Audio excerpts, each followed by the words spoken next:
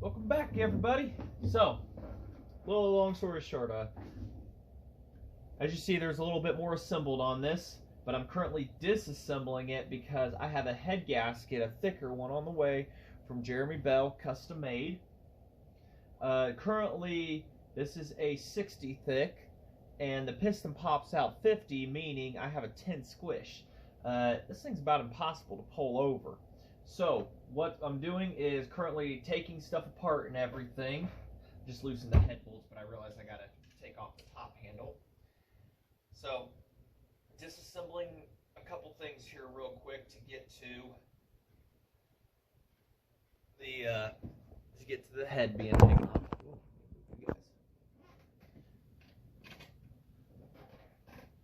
I don't think in the last video the rear handle was shown. I just chopped it, painted it. The bottom handle is a new old stock piece, the support brace, and I'm going to keep that yellow just because it has a cool touch.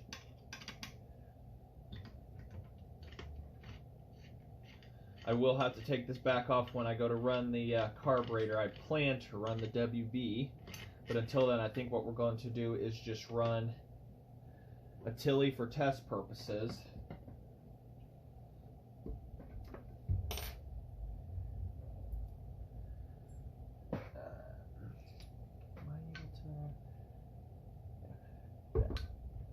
We're going to have to torque these down, and I've got those tools on the way too, but we'll take this stuff back off. So I have to cut down. And I don't know where my Allen sockets went. I just saw them the other day, and then they're just gone. So this one, those, okay, whatever. That one I cut just slightly short, so it has enough to hold, but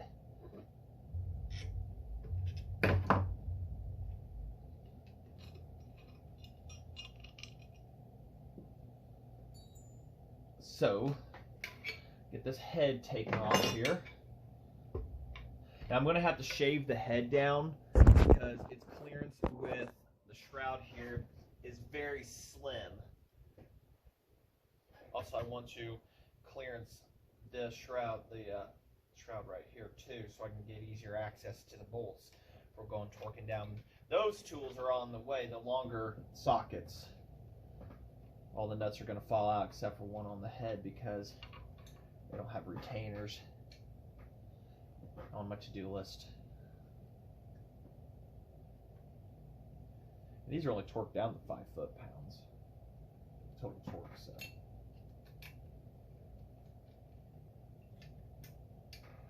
do have ignition. I did get the Nova chip hooked up. Do have ignition on that. Cut the wire down, put a new boot end on it.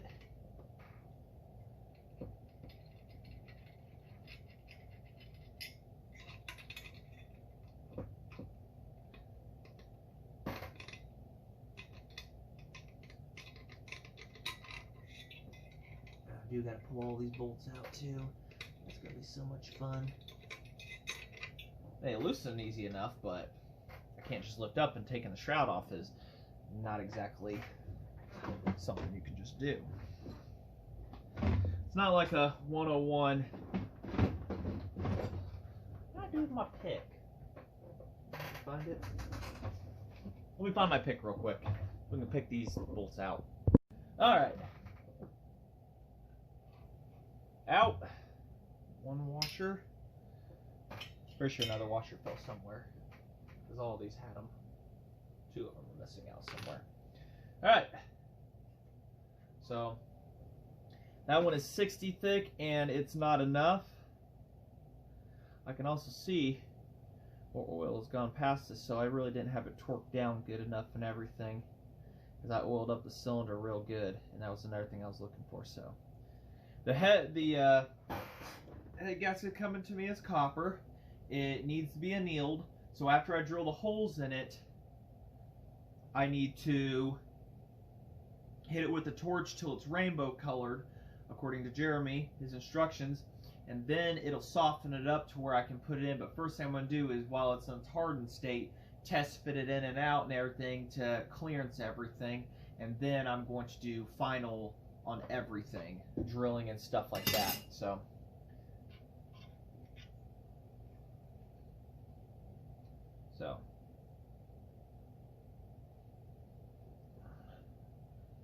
piston top, but I keep the cylinder well oiled for everything. I kind of figured a 10 squish was going to be way too much for this, so feels like I'm working further and further from you guys sometimes. So, but the boost port's in, we got the flywheel on, I've got the coil, it's got ignition. So, Jereme also made me a set of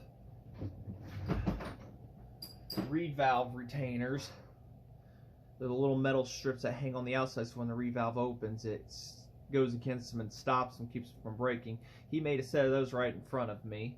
Didn't ask her nothing, but I did pay him though. Caught him off guard on the live chat.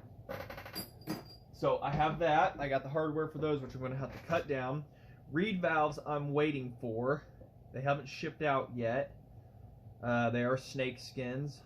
So hopefully a 20 squish on this will make it so it pulls over easier. I don't want to add a decompression.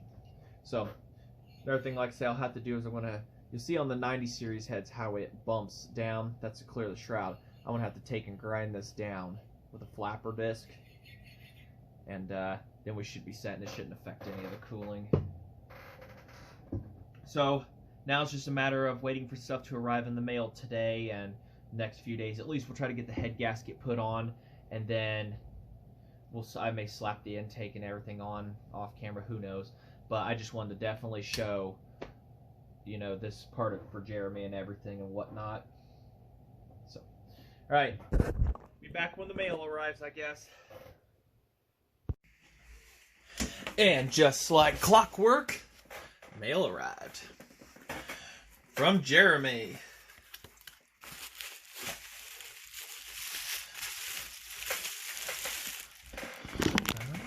I know there's excitement. Scoot back, y'all.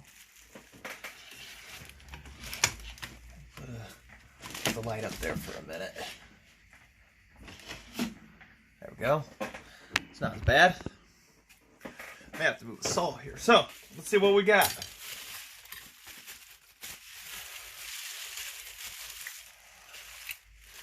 One head gasket. I got to put the 6 holes in it because he doesn't have a cart head or a chainsaw style head that he can put the holes in to be able to match up to. So that's my job. Homemade, the reed plate retainers thingies, limiters, whatever we're going to call them. Put the reed on, and then you put that. And it kind of does that. He bent them to the same style as the one that he has and everything, so they'll be slightly spaced out for the reeds. So that'll come in a little bit. The reeds just literally shipped out, so we're not going to be able to put those on yet. We'll put that in there. Bell Hopper Performance Chainsaws. Put that up there for now. So let's take a look here at what we're going to have to trim. I know we're going to have to cut some stuff here. Alright, so we've got a trim down below and up here on it to fit in a little better, but it looks like, pop that piston all the way up, it looks like we're going to have more than enough head gasket. That should be a 20 squish right there. So we'll go ahead and we'll mark something. Just have a marker around here, an actual decent marker. Oh, there it is. So we'll go ahead and mark where our top's gonna be at. We're gonna trim it right here. Trim it off there. And we'll trim just the very bottom of this off here. Give us up and down room. And then what we're going to have to do afterwards, we'll tape this to this head gasket here the best we absolutely can. We'll tape them together, clamp them or whatever, and then we'll drill holes. Better tolerance holes might be onto this one, but this head gasket doesn't sit what I want to say. It sits flat, but So we'll figure out which ones of the two to go with. This has original size holes in it for the job. These ones are a little wallowed out, but they still worked. So we'll figure out which one of the two we want, and that'll give us the best result there. So first things first, let's get those cut.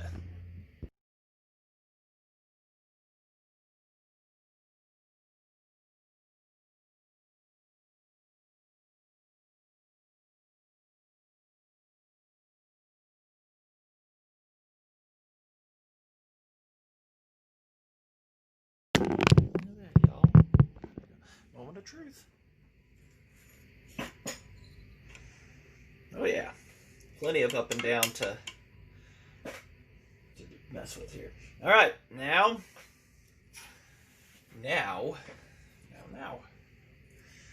See, I know that was the up because the spark plug wire used to pass through that, so that would be our up on this one. So now.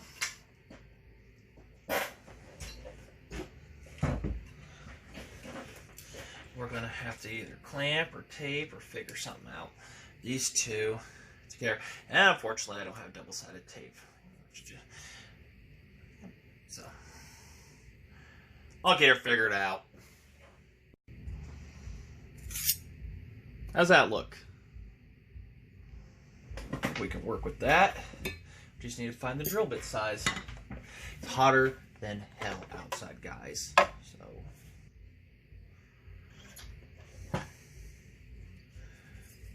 which one is going to be the winner? That one's going to be our winner because it gives us just a little wiggle room. That's what it's going to do. And being copper, it should drill real easy. I should, however, clamp my work down. So if we can see if we can find something around here to clamp down with. So I've got this overkill of a wood clamp. So now without walking on me,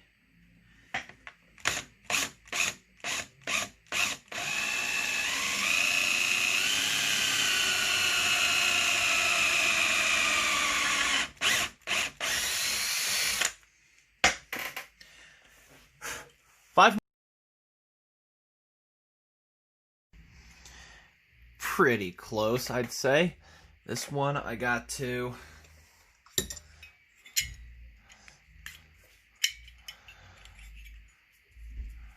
take up a little bit, and I knew I was going to have to do that. It wasn't going to be perfect, so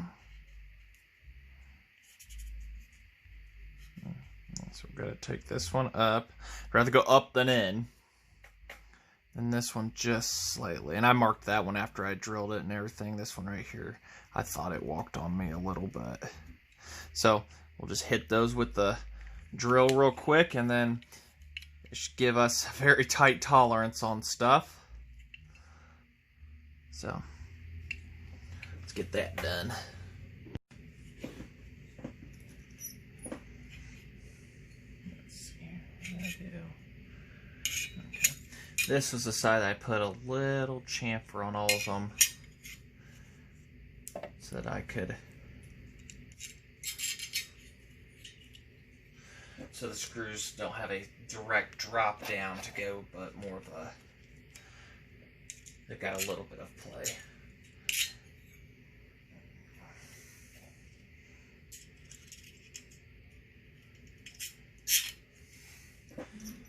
This way is just easiest to see what's going on. It's going to be a tight one. I might expand holes out just slightly. Move that one over a little more. It doesn't matter at this point. That one's happy. This one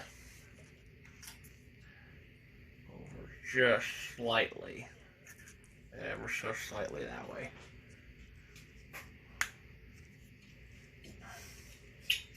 Getting close. Getting close, y'all.